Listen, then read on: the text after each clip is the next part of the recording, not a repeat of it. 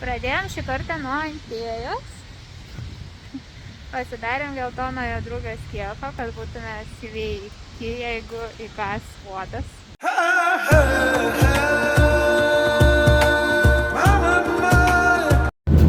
Užsisakėme petukus lėktuvo, ragausim polonezę makaronus. Po 12 valandų skrydžio nusileidome Mombasos oro uoste ir kelionė iki viešbučio truko dar 3,5 valandos.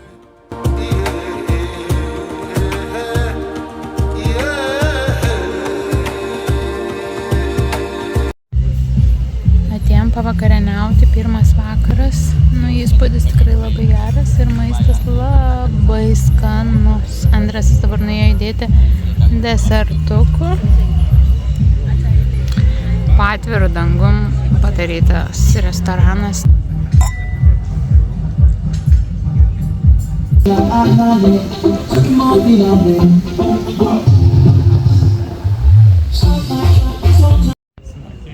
Driežiukų rojus ant sienų laksto.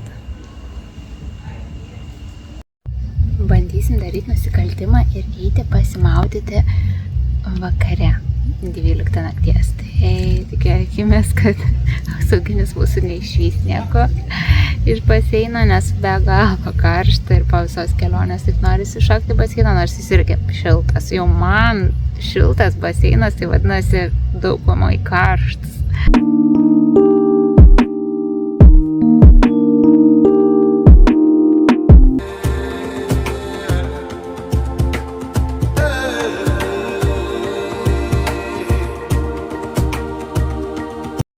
Andresas tik nuėjo pažiūrėti, koks vanduo, kokia temperatūra ir iš karto prie prisikabina. Pardavėjai. Iš šitą paplūdimio negali eiti pardavėjai iš šitą zoną paplūdimio, nes kadangi tai yra viešbučio. Iš tokių aukštų palmių viešbučio darbuotojai skina kokosus iš medžio ir jie tą daro be jokių apsaugų.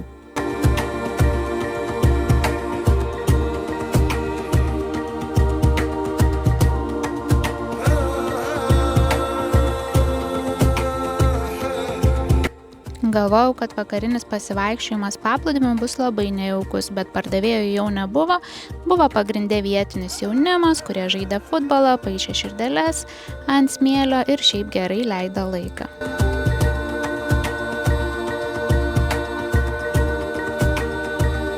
Atėjom iki Vasko da Gamos monumento, nes kažkada jisai čia buvo išsilaipinęs.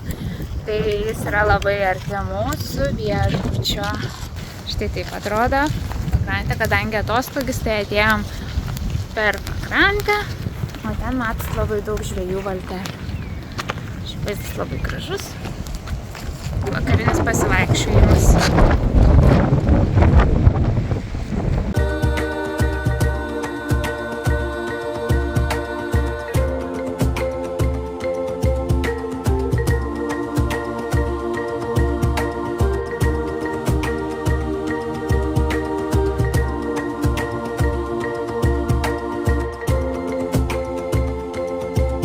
Kelionę į safarį pirkome iš vietinių tokiuose taikios keliuose.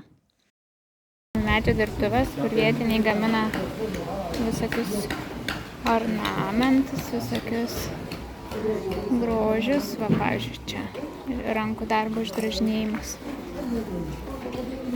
O, ir sakiniais nuo saulės. Labai gražus rankdarbiai.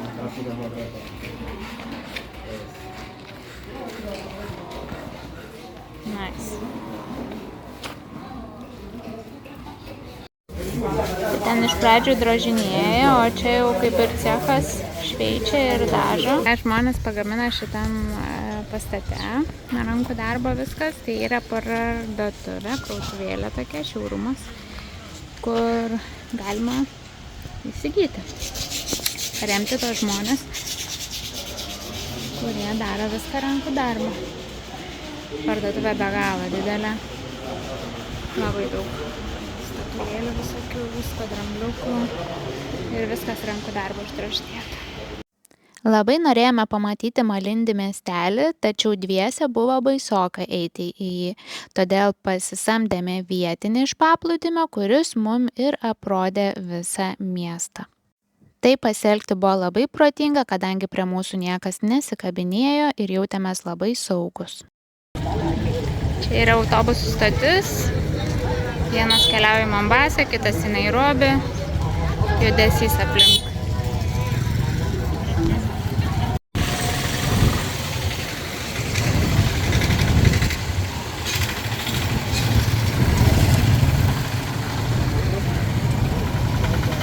Sausio mėnesį Kenijoje yra ananasų ir arbūzų sezonas, todėl vaikščiodami po miestą ir mes nepraleidome progos nupirkti lauktuvėm ananasų. Vieno ananaso kaina buvo 50 €, o skonis beje labai pasakiškas. Manau, jeigu būtume vaikščioję be šio vaikinuko, be savo gido, mum ananasai būtų kainavę galbūt netgi ir kokį 10 € už vienetą. Todėl, jeigu planuojate keliauti į miestą, tikrai rekomenduoju nepagailėti pinigų ir nekeliauti vieniem, o pasisamdyti vietinį gidą, kuris jums aprodys miestą. Mes safari kepurę, būsim tikrai turistai, aš būsiu bent jau tikrai turistai. Kaip? Parodyk šitą. Tai arba šitą. Nuspręsi tu, nes aš nematau dabar. Arba šitą. Šitą kokybiškesnė. Kuri? Šitą. Šitą? Aha. Kietesnė. Tokia tikra safario. The Big Five. Taip, nežinau šiaip. Nežinau, man tai atnešiu. Paklausim specialistai. Gal šitą, ne? What do you think about this one? What do you think? Turistin safari. Na ir pabaigai atsisėdami į vietinę kavinę išgerti alaus.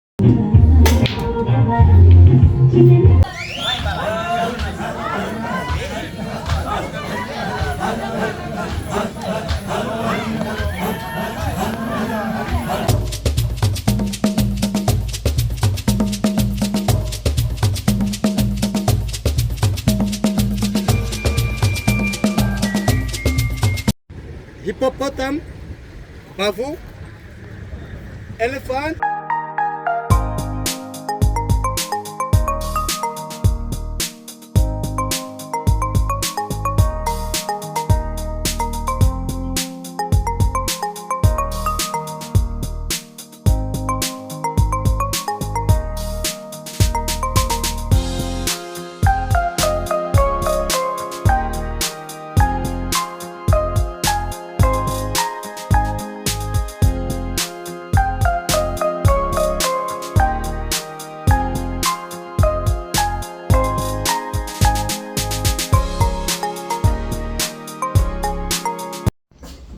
Mūsų namučiai vienai nakčiai.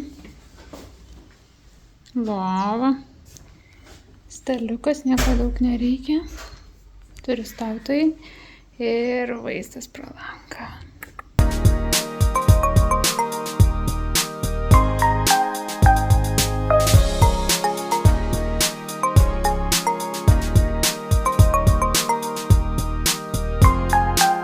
Norėdami apvažiuoti pelkę, įklimpo mūsų kolegų džipas. Atvažiavo ištraukti savanos prižiūrėtojų džipas, kuris taip pat irgi užklimpo. Transliacija iš įvykio vietos. Įstrigo ir eina dabar lietuvaičiai išstumti. Nors mums negalima buvo išlipti iš džipo, nes savanoje yra labai pavojinga dėl žvėrių įvairių, bet matėm, kad reikia pagalbos. Jaučiatės beveik ištraukęs įklampintą džipą? Neištraukėt. O kodėl neištraukėt? Nes neturi kastuvo nieko. Tai nieko nepasirūpinę, važiuoja Vienas ratas išlimpo ir viskas. ir viskas, ir sėda, ne? Sėda. Nu gaila, ką padarysim, bet Filmuokit lavoną. o kaip jaučiatės nelegalioj žemėje išlipęs, nes sakė, kad negalima mums rezervatė išlipti? Tai bet matai, kaip ir tu reporterė. Kolegų džipą pavyko ištraukti, bet apsauginius palikome.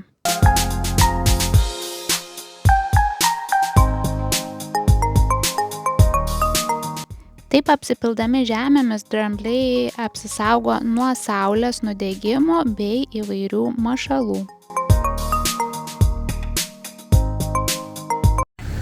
Papuolėm į trafiką, kažkas kažką rado krūmuose, bet neaišku, kas ką. Dabar laukiam eilėj, kad ir mes pasižiūrėtume.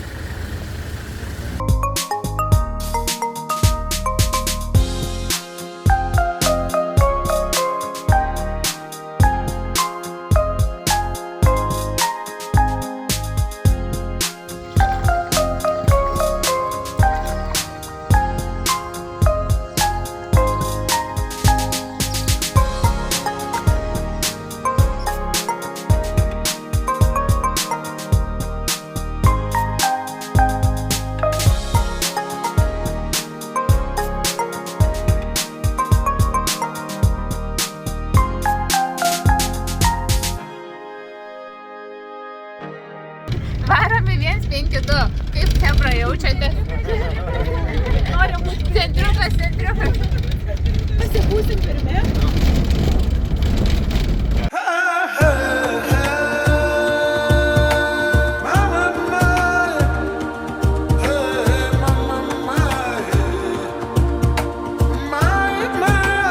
Buvo nuostabu pamatyti, kaip medžioja liūtės ir kokiu sinchronu jos keliauja link savo grobio.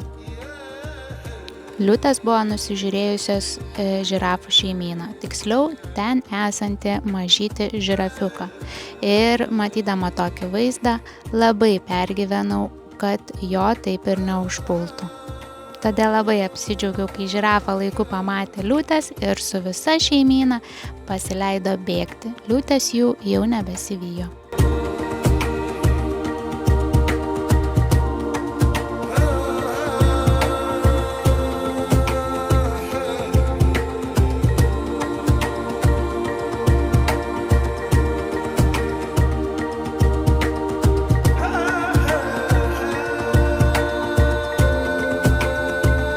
Na, kur pradėjome, ten ir baigėme.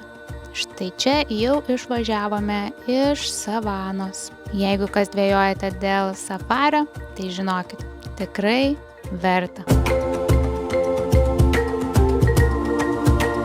Hakuna matata, Kenya nchi nzuri, hakuna matata.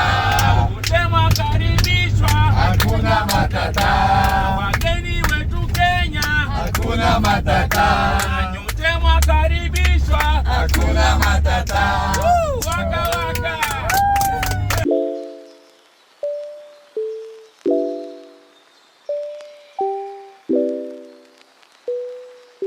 Vandenyno vanduo taip pat šiltas ir labai skaidrus.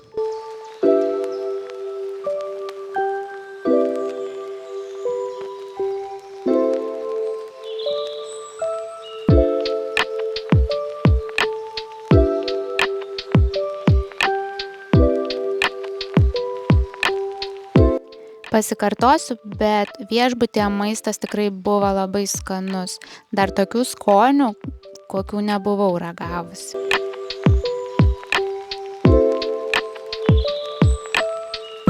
Vos už $15 žmogui susitarėme su vietiniu, kad mus nuplukdys į užliejamą salą. Pakeliui sustojame pasnorkelint.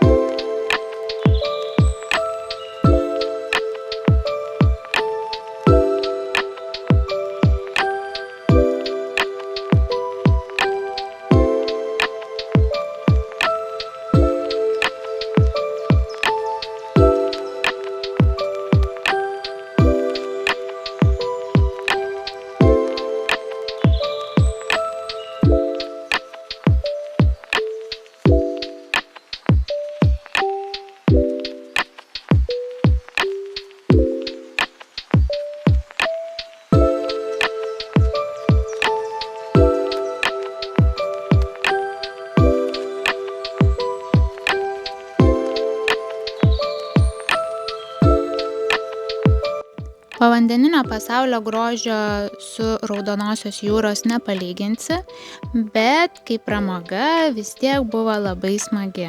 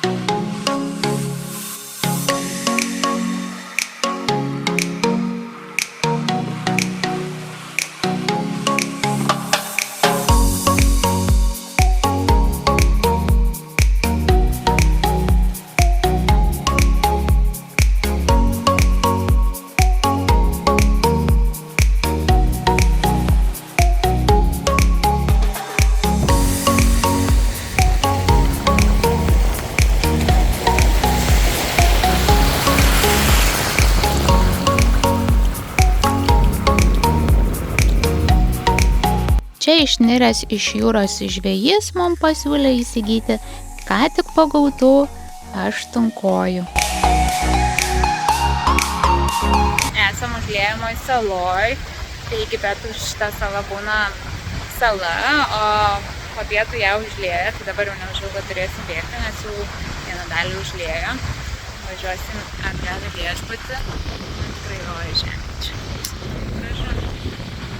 Labai smagiai prisimaudėme, sakėme, jeigu būtume daugiau dienų, tai tą salą plauktume dar ir dar ir dar.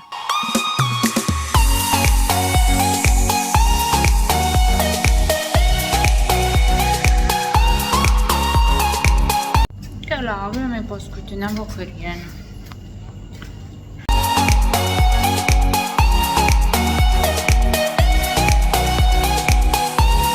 7 valandas jau roja, taip nesinori išvažiuoti. Čia taip gera, akivaizdu sėdžiu dabar.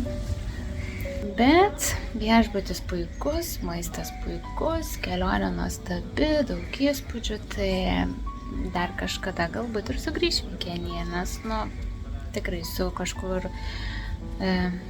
Egiptu kokiu, tai nepalygins vien tik dėl šilumos atžvilgiu, nes čia visą laiką buvo 32.